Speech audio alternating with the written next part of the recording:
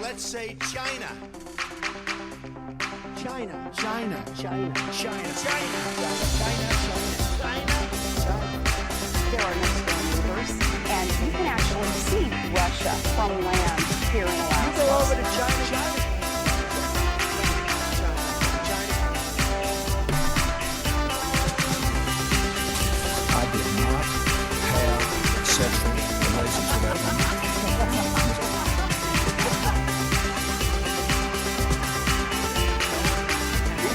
Trump's face, tweeting out insults to Angela Merkel. What's he doing?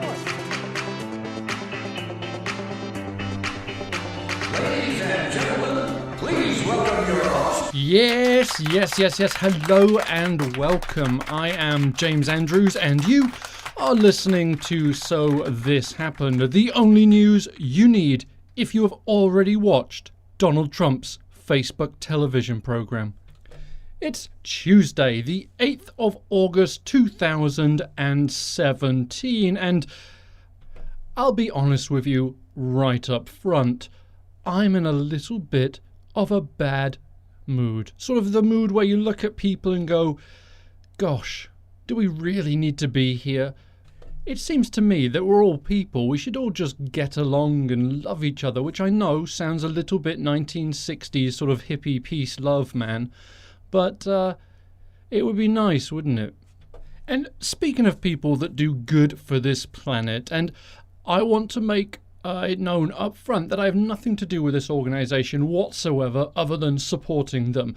It's an organisation called Barn Sanctuary, and it is just two of the loveliest people I've ever seen, and I've never met them. One day would be great, I suppose. But what they do is they rescue animals from farms, horses, cows. They've got a little chicken right now.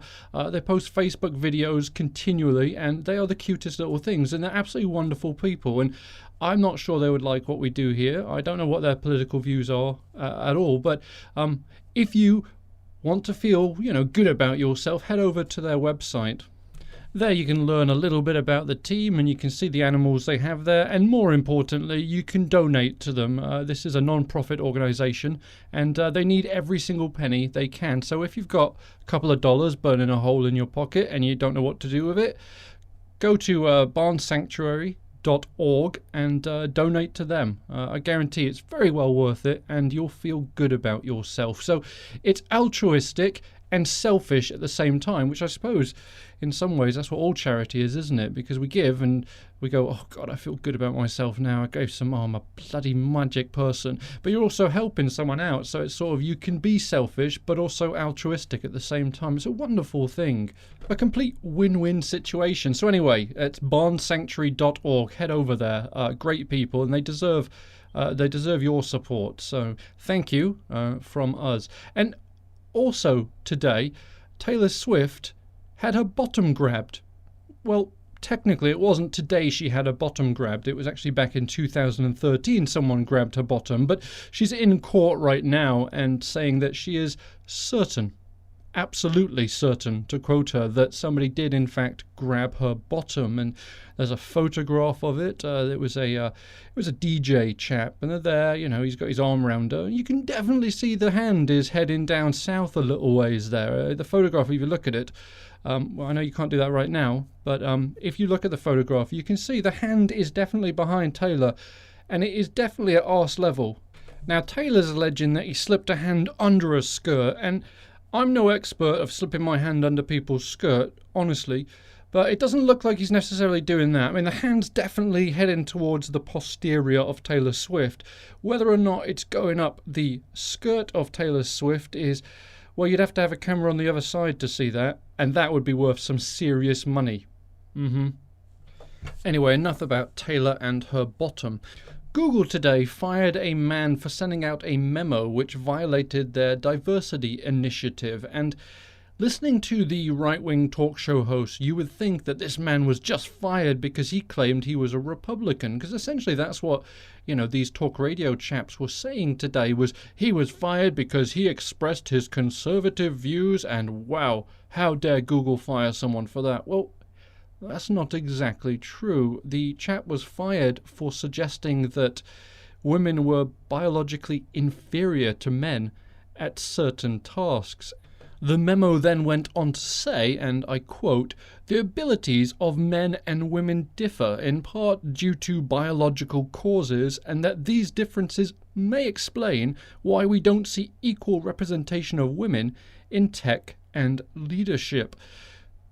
So what he was alluding there, not too subtly, was that men are definitely superior when it comes to the ways of technology, and therefore we don't see that many women working in the tech industry because they're just not smart enough to do that. They're not built that way. They're good at having babies, though. He did give them that. He didn't give them that. That wasn't part of the memo. I made that part up. But he could have said that, but he didn't. And all of this leads us to a bigger question. Does Silicon Valley have a sexism problem?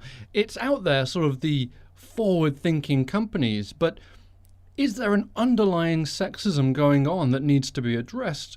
Certain reports would suggest so. In a survey from 2016, 60% of the women surveyed who were working in Silicon Valley said they had experienced unwanted sexual advances. And then another study a year later found that 87% of the 220 women that it interviewed had witnessed demeaning comments from their colleagues. And back in 2014, the former Tinder executive Whitney Wolf sued the dating app, claiming that she had been called a slut and a whore by Tinder marketing chief Justin Mateen, and that she was denied her rightful title of co-founder because she was a woman. Incidentally, she won that lawsuit and received a settlement worth around about $1 million. And if we look at the percentage of women hired at some of the big tech firms in the world, you have Apple, which at the moment only 23% of its employees are women. Google, with only 19% women hired. And Facebook, this is the loser, with only 17% of its staff are women. So is this just a problem with the tech industry, or is this sort of global? Is it, businesses of every ilk? Well, looking at the statistics, it would suggest that the tech industry does have a bit more of a problem. Remember in that survey a few moments ago we mentioned 60% of the women said that they had experienced some form of sexual harassment in the workplace. Now, if you compare that to the national average across all businesses, that's only 41%. So that's almost a 20% increase of sexual harassment cases within the tech world.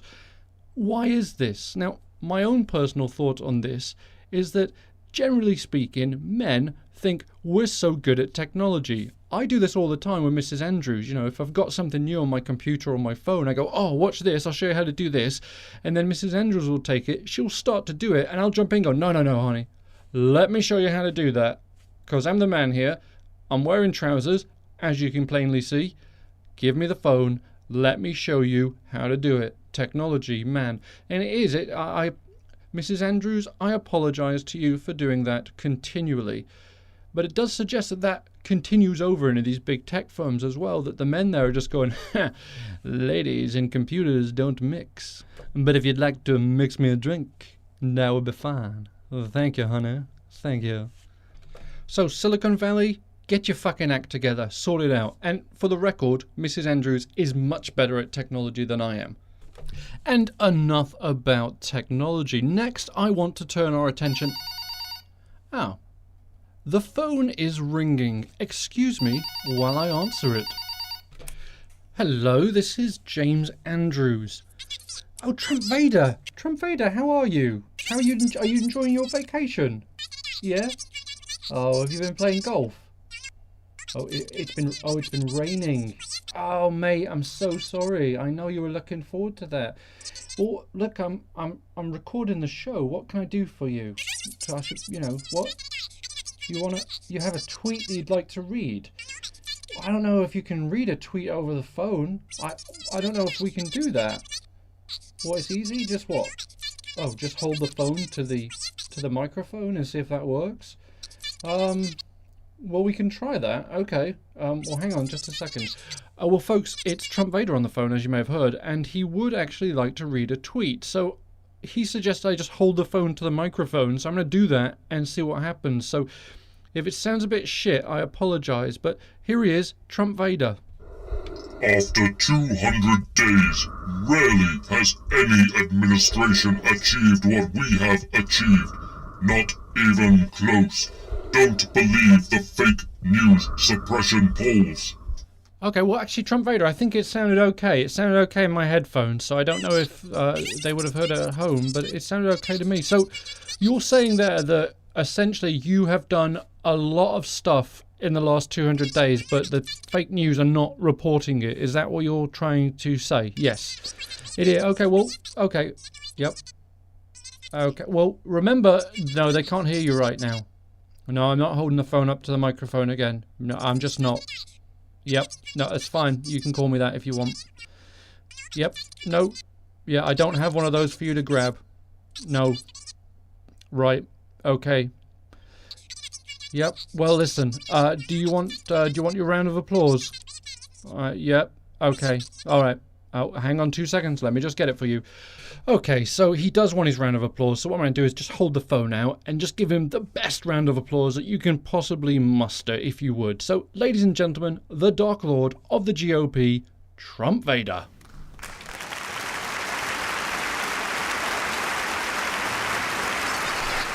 Can you hear that? Yep. That's all for you, mate. Enjoy it. Yes. Okay. You're off. All right. Okay. See you later, Trump Vader.